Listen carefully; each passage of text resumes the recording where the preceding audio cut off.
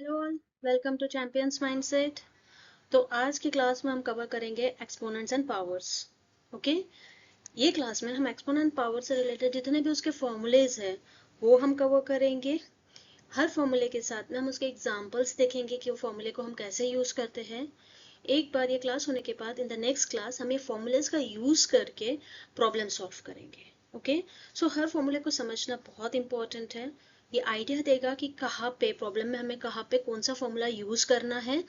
सो हर एक फॉर्मूले पे ध्यान दीजिए, प्रॉपरली समझिए, और एंड ऑफ द क्लास में मैं एक प्रैक्टिस वर्कशीट्स भी दूंगी सिंपल प्रॉब्लम्स के साथ में, जिसके सॉल्यूशंस और सब कुछ डिस्क्रिप्शन में रखे हुए होंगे। So let's start.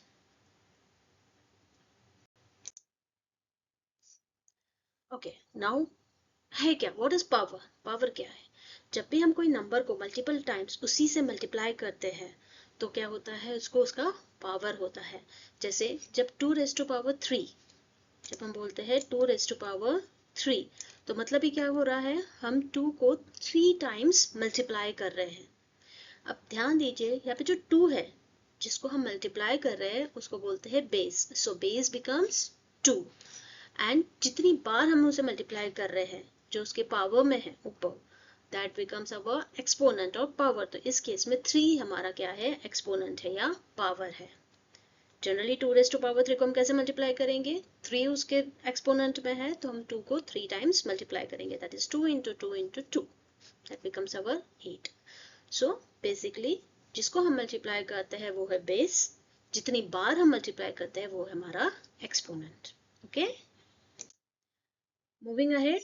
अब ये कुछ सम्स है जिसमें हम आइडेंटिफाई करेंगे कि बेस क्या है, एक्सपोनेंट क्या है। तो -5 रेज़ टू पावर 3, -5 बन गया हमारा बेस, 3 बन गया उसका एक्सपोनेंट। सिमिलरली अगर इस नंबर में देखें हम फ्रैक्शन फॉर्म में, तो 2/7 रेज़ टू पावर 4, 2/7 बन गया हमारा बेस और 4 बन गया हमारा exponent. All clear till now? Very easy. Now will move to the actual formulas, the laws, जो कि ध्यान में रखना बहुत इंपॉर्टेंट है। The first law is zero exponent. Zero exponent मतलब जब भी कोई नंबर को रेज टू पावर जीरो रहा, एक नॉर्मल क्लिक क्या होता है, रेज टू पावर जीरो है मतलब क्या, वो नंबर का आउटकम क्या रहेगा, जीरो नहीं। what we have to keep in mind is any number raised to power 0, the answer is always 1। जब भी हम कोई नंबर को रेज टू पावर 0 करते हैं तो हमारा आंसर हमेशा क्या रहता है, 1 है। जैसे 2 रेज टू पावर 0, तो हमारा आंसर क्या रहेगा, 1। that is first law, any number raised to power 0, the answer is always 1। okay, second law, अब हमारे पास निगेटिव नंबर है, जैसे 2 रेज टू पावर 3 रहा तो हम इजीली 2 इंटू 2 कर देंगे। बट अगर 2 रेज टू पावर -3 रहा, ठीक है, जब भी निगेटिव नंबर है, तो अब इसको कैसे सॉल्व करना, इसको सॉल्व करने का बेस्ट वे है a⁻n, हम क्या करेंगे, इसका रेसिप्रोकल निकाल लेंगे, मतलब 1/a⁻n। तो इस केस में क्या हो जाएगा, हमारा जो निगेटिव -n है, निगेटिव एक्सपोनेंट है, वो पॉजिटिव हो जाएगा। तो यहाँ पे बन जाएगा a⁻n equals to 1/a⁻n। Okay, for example suppose हमारे पास है 3 रेज टू पावर -2, तो इसको हम कैसे करेंगे, इसका रेसिप्रोकल निकालेंगे, तो बन जाएगा 1/3 raise to power 2। Okay, and now we know 3 raise to power 2 is 3 into 3, that is equals to 9। तो हमारा आंसर हो गया 1/9। Okay, whenever a negative exponent to a reciprocal। अब सिमिलरली हमारे पास अगर कोई फ्रैक्शनल नंबर है, ठीक है, कोई फ्रैक्शन है फिर तो निगेटिव एक्सपोनेंट, तो हम क्या करेंगे, सेम रेसिप्रोकल निकालेंगे। जब हमारे पास नॉर्मल नंबर था तो हम 1 बाय वो नंबर कर दिया। इस केस में रेसिप्रोकल में क्या होगा, a/b⁻n, रेसिप्रोकल किया तो क्या हो गया, b/a⁻n। Okay, same 1/2 raise to power -5 है सपोज, तो हम क्या करेंगे, फ्लिप करेंगे फ्रैक्शन को, रेसिप्रोकल निकालेंगे, तो हो जाएगा 2/1 raise to power 5। That means हम क्या करेंगे इस केस में, 2/1 रेज़ टू पावर 5 है हमारा। ओके, तो अब हम क्या करेंगे, 2/2 raise to power 5, 1 raise to power 5।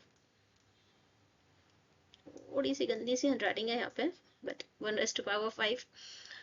अब 1/5 हमें पता है कि 1/5 इज ऑलवेज 1। 1 को कितनी बार भी मल्टीप्लाई करो खुद से, उसका आंसर हमेशा 1 आएगा।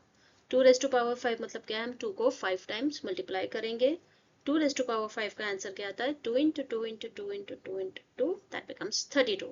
तो हमारा आंसर आएगा 32 by 1. This one doesn't make any sense, इसलिए हमारा आंसर हो गया 32. ओके तो हम क्या करेंगे, जब भी फ्रैक्शन में रहा रेसिप्रोकल, सेम वे रेसिप्रोकल करके हमारा जो एक्सपोनेंट है वो हो जाता है positive. This is our second rule. Okay now moving to our next rule, multiplication. अब यहाँ पे हमें एक चीज ध्यान देना है कि मल्टीप्लिकेशन का रूल या डिवीजन का रूल जो हम नेक्स्ट स्लाइड में देखेंगे वो कब अप्लाई करते हैं, जब हमारा बेस क्या है, सेम है. Okay when the base is same, जब हमारा बेस सेम है और raised to the power numbers है और हमारा क्या है मल्टीप्लिकेशन है बीच में, दोनों के बीच में, तो फॉर्मूला क्या रहता है a raised to power m into a raised to power n. तो हम क्या करेंगे, ये जो एक्सपोनेंट्स है इनको क्या कर देंगे, ऐड कर देंगे, तो बन जाएगा a raised to power m plus n. Okay इस केस में सिर्फ इतना ध्यान देना कि हमारा बेस जो है वो सेम होना चाहिए, ये जो बेस है वो सेम होना चाहिए. बेस सेम है तो हम क्या कर देंगे, एक्सपोनेंट्स को ऐड कर देंगे. For example 3 raised to power 2 into 3 raised to power 3, base हमारा 3 है, सेम है, तो हम कर देंगे 3 raised to power 2 plus 3, तो वो बन जाएगा this will be equals to 3 raised to power 2 plus 3, जैसा हमारा यहाँ पे है सेम हमने यहाँ पे अप्लाई कर दिया, तो हो जाएगा 3 raised to power 5. Okay and 3 raised to power 5 जब हम करते हैं मतलब 3 को अगर हमने 5 टाइम्स खुद से मल्टीप्लाई किया तो हमारा आंसर आता है 243. whenever the base is same and it they are in multiplication then the exponent हम क्या करते हैं, ऐड करते हैं, एक्सपोनेंट को ऐड करके फिर हम उसको सॉल्व करेंगे. Okay now going to the next, division. Same, बस डिवीजन क्या है, हम चीजों को डिवाइड करते हैं, चीजों को कम करते हैं, इसलिए डिवीजन के केस में क्या होगा, सब्सट्रैक्शन. मल्टीप्लिकेशन में क्या होता है, मल्टीप्लाई करना, मतलब चीजों को बढ़ाना, इसलिए मल्टीप्लिकेशन के केस में एक्सपोनेंट्स का क्या होता है, एडिशन. मल्टीप्लिकेशन बढ़ाना, एडिशन. डिवीजन चीजों को डिवाइड करना, कम करना, सब्सट्रैक्शन. तो a raised to power m divided by a raised to power n, तो हो जाएगा a raised to power m minus n, exponent को माइनस कर दिया यहाँ पे. Example 2 raised to power 3 divided by 2 raised to power 2, 2 raised to power 3 minus 2, और हमारा आंसर हो जाएगा 2 raised to power 1, that answer will be 2. Very simple. This one is very simple. Base same होना चाहिए, मल्टीप्लिकेशन डिवीजन देख के you can apply. इस case में हम क्या करेंगे, हम हमारे दोनों एक्सपोनेंट्स को मल्टीप्लाई कर देंगे, तो हमारा हो जाएगा a raised to power m into a raised to power n. जैसे हम एग्जाम्पल में देखें इधर 2 raised to power 3 raised to power 2 raised to power 3, तो हमारा होगा 2 raised to power 2 into 3. 2 into 3 क्या होता है, 6 होता है, तो हो जाएगा 2 raised to power 6, तो हमारा आंसर हो जाएगा 64. Okay all good till now. Next is power of a product. अगर हमारे बेस डिफरेंट है, ठीक है, और वो रेज टू पावर कंप्लीट एक एक्सपोनेंट है, जैसे a into B raise to power m, तो हम क्या करेंगे a raise to power m into b raise to power m. अब इसके आगे हम हमारा पहला वाला जो है मल्टीप्लिकेशन वाला फॉर्मूला नहीं लगा सकते. क्यों नहीं लगा सकते, वेरी सिंपल, क्योंकि यहाँ पे बेस हमारे क्या है, अलग अलग है, तो इसलिए हम इसको अलग सॉल्व करेंगे, इसको अलग सॉल्व करेंगे और उन दोनों का मल्टीप्लिकेशन करेंगे. तो हमारा suppose 2 into 3 raise to power 2 है, तो 2 raise to power 2 into 3 raise to power 2, 2 raise to power 2 4 बन गया. ओके 4 बन गया यहाँ पे, और 3 रेज टू पावर 2 क्या बन गया, 9 बन गया. तो हमारा आंसर क्या आ गया दोनों के मल्टीप्लिकेशन का, 36. ओके नेक्स्ट है पावर ऑफ कोशेंट. ओके जैसे मल्टीप्लिकेशन में था, अब अगर सपोज हमारा नंबर फ्रैक्शन में है और उनको रेज टू पावर है, वेरी सिंपल, हर एक को अपना अपना पावर्स अलग अलग दे देंगे. a by B raise to power m, तो a raise to power m divided by b raise to power m. वैसे ही for example 3 by 5 raise to power 2 है, तो 3 को अलग 2 से रेज टू पावर कर दिया, 5 को अलग 2 से रेज टू पावर कर दिया, दोनों का आंसर निकाला 9 बाई 25. ओके अब एक चीज ध्यान में रखना कि कोई भी अगर हमारा निगेटिव नंबर है, ठीक है, सपोज -1 है, उसको रेज टू पावर है, okay this is not a formula, this is something जो हमें हेल्प करेगा इजीली. अगर कोई मेंटल मैथ्स का सम आया हम इसको इजीली सॉल्व कर सकते हैं. Negative number raise to power n है, तो अगर हमारा नंबर ऑड है, ठीक है, तो हमारा आंसर जो एक्सपोनेंट है अगर वो ऑड है तो हमारा आंसर हमेशा निगेटिव आएगा. अगर हमारा एक्सपोनेंट इवन है तो हमारा आंसर हमेशा पॉजिटिव आएगा। Suppose -1 raise to power 3, answer is -1, हमारा आंसर हमेशा क्या रहेगा, निगेटिव। ऑब्वियसली इवन है क्योंकि माइनस माइनस कट करके बन जाता है प्लस, तो जब इवन है हमारे नंबर्स तो क्या होंगे, इवन नंबर है मतलब इक्वल नंबर ऑफ माइनस है, तो हम उसको कट कट करके प्लस कर सकते हैं, तो फाइनल आंसर हमारा क्या आएगा, हमेशा इवन आएगा। ओके ना, ये भी बहुत सिंपल है, इसमें कुछ रूल नहीं है। अगर दो number a raise to power m है और a raise to power n है, दोनों का आंसर अगर सेम आ रहा है तो हमारा एक्सपोनेंट क्या है, एक्चुअली सेम है।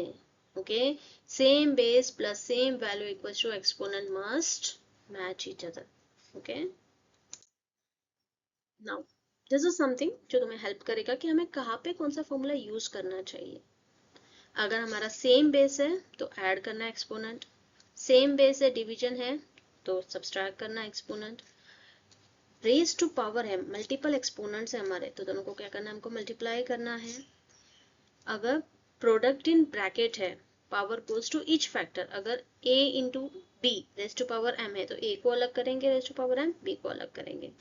सिमिलरली फ्रैक्शन है, उसको रेज टू पावर है तो हम अलग से न्यूमरेटर को रेज टू पावर करेंगे और अलग से डिनोमिनेटर को रेज टू पावर करेंगे। और जब भी हमारे पास नेगेटिव एक्सपोनेंट रहा तो हम क्या करेंगे, फ्लिप करेंगे।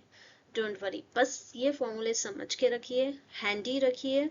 हम जब नेक्स्ट क्लास में ये प्रॉब्लम सॉल्व करेंगे इस चैप्टर से रिलेटेड, तो ये सब फॉर्मूलेस का हम यूज करेंगे, वहाँ पे मैं अच्छे से बताऊंगी कि हमको कौन सा फॉर्मूला कहाँ पे यूज करना है। ओके, ये क्विक प्रैक्टिस है, ठीक है। इसमें आपको मैंने कुछ सम्स दिए हैं, यहाँ पे कौन सा फॉर्मूला यूज होगा ध्यान रखिए। बेस सेम है, मल्टीप्लिकेशन है, बेस सेम है, डिवीजन है, रेज टू पावर है, मल्टीप्लिकेशन में हमारा कंप्लीट रेज टू पावर है, निगेटिव एक्सपोनेंट है, निगेटिव नंबर है उसको ऑड एक्सपोनेंट है। तो ये सब फॉर्मूले कुछ सम्स मैंने दिए हैं, इसे सॉल्व कीजिए। इसके सॉल्यूशंस मैं डिस्क्रिप्शन में प्रोवाइड कर दूंगी। Okay, thank you for now. Next class में हम बिल्कुल इसके ऊपर प्रॉब्लम सॉल्व करने वाले हैं और ये फॉर्मूलाज को प्रॉपर यूज करने वाले हैं। Thank you for watching.